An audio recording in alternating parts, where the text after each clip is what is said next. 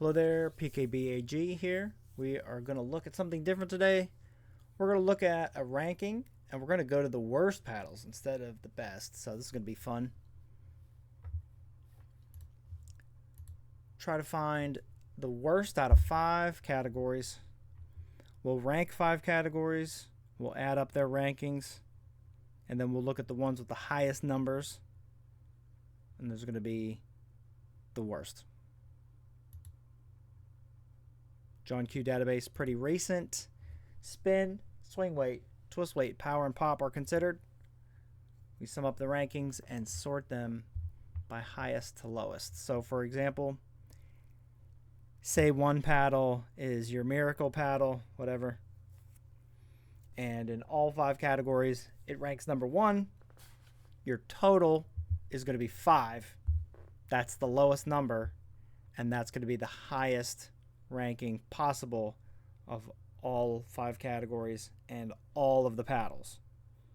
Everything else is going to be, larger than 5. We're going the other way around. We're going to look at the largest numbers. And here we've got, I love this. This is a picture of Riley Newman here playing.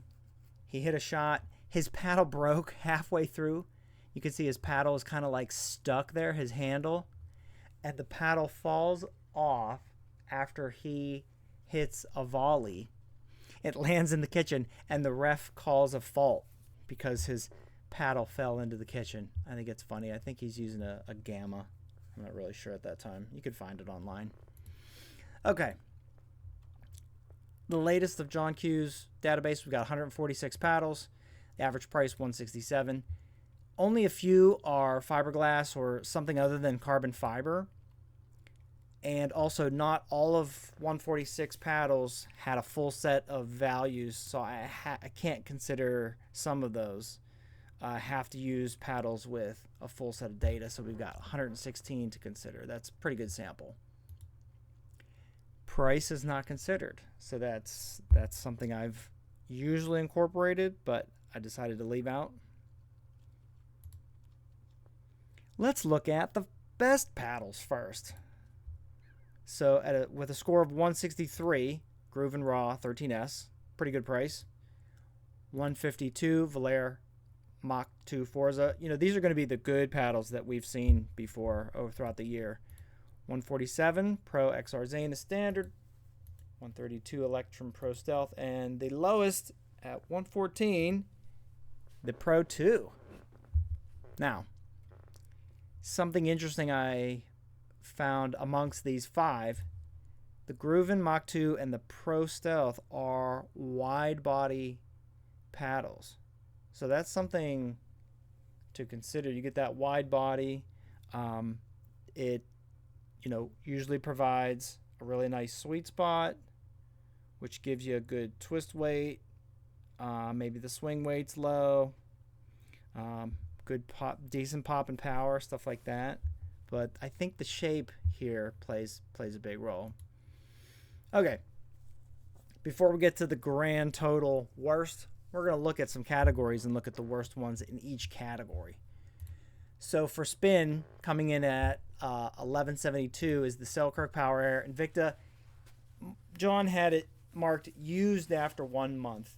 So it probably had higher spin, and the grit wore off quickly. So that's something that I think happens to those that use the grit spray. Very heavy swing weight goes to the Diadem Warrior, 19 millimeter.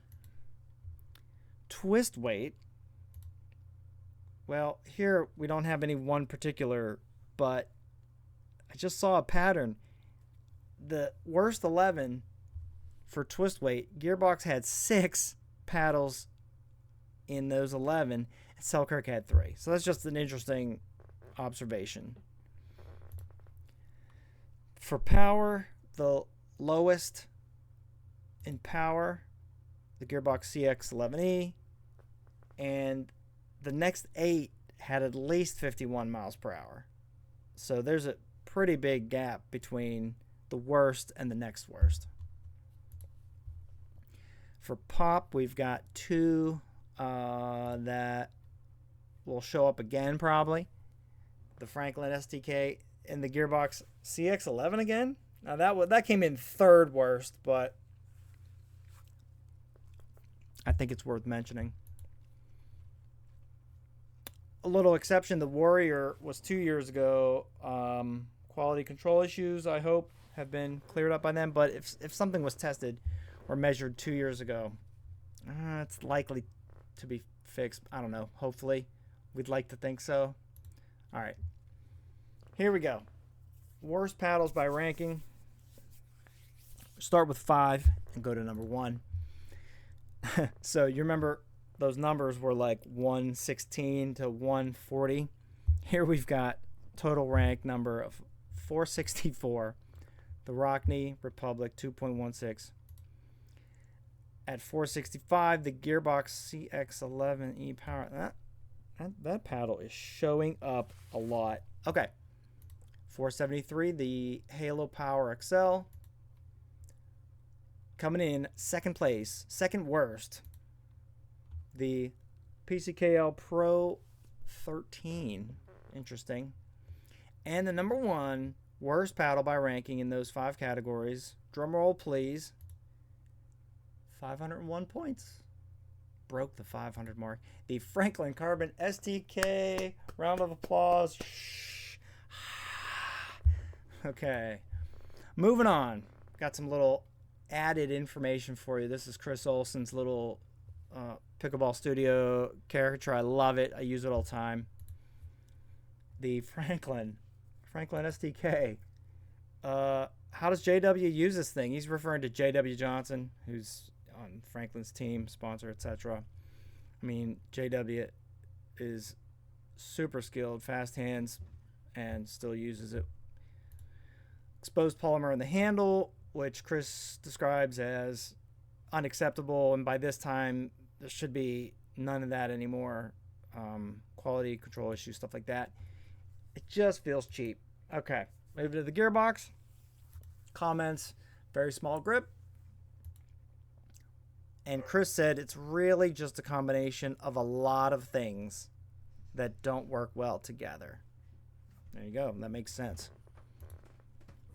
Other paddles might have been good contenders if all their categories had been filled with values. The Monarch Mercenary Graphite 2. That is a Dick's Sporting Goods special.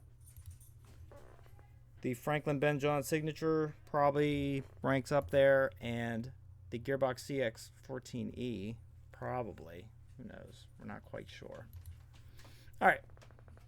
Now, are there any exceptions to these rankings? Is there anything that might have, brought these to the top, so to speak? I was thinking release date. What if these paddles are just old? So we did see that the Franklin STK was released, a year and a half ago. That's a long time. And it's still for sale. Like, oh, come on, guys. All the others were released in 2023, and we know was a crazy year for paddle manufacturers. Gen 1 thermoform, Gen 2, carbon fiber, quality control issues, paddlegate, whatever you want to. I mean, that's PPA. That's not really a manufacturing thing, but anyway, it was just a crazy time for paddles. And the release dates, courtesy of my friend Vino at Pickleball and Beyond. Great reviewer. I love his stuff. It's To Pickleball and Beyond. And they do a great job. I appreciate it. He was able to get some information on when the Franklin had been released and when the other paddles were released. So, Vino, shout out. Thank you. So the final question is, do or did you have any of these paddles? Please tell us in the comments. If you like this content, share with a friend. Say, hey, you might like this. Copy and paste, share, like, subscribe. But I'd like to see some comments if you happen to have had or have any of those paddles. Thanks for watching. And again, if you play this weekend or sometime soon, tell someone they made a nice shot.